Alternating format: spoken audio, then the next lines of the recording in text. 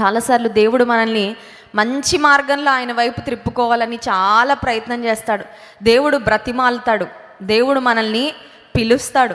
ఎంత ప్రేమగా పిలుస్తాడు, నా బిడ్డ నా దగ్గరికి రా, నా వైపుకు తిరుగు, నా మాట విను, నీకు మేలు, నీవు బాగుపడతావు, నీవు ఆశీర్వాదం పొందుకుంటావు, విడుదల పొందుకుంటావు అని దేవుడు మంచి మార్గాలలో మంచి మాటలతో చాలా సున్నితమైన విధానంలో ఆయన వైపు త్రిప్పుకోవాలని చాలా ప్రయత్నం చేస్తారు. కానీ కొంతమంది బోధల ద్వారా దారిలోకి రారు. అప్పుడు దేవుడు ప్రయత్నాన్ని, ఆయన పద్ధతిని మార్చి బాధలు పంపిస్తాడు కొన్నిసార్లు.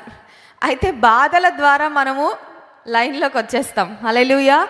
సో బోధల ద్వారా ఆయన దగ్గరికి రాకపోతే దేవుడు బాధల ద్వారా ఆయన వైపుకు తీసుకొస్తాడు. ఏదేమైనప్పటికీ దేవుని మార్గంలో ఉండడమే క్షేమం. హల్లెలూయా.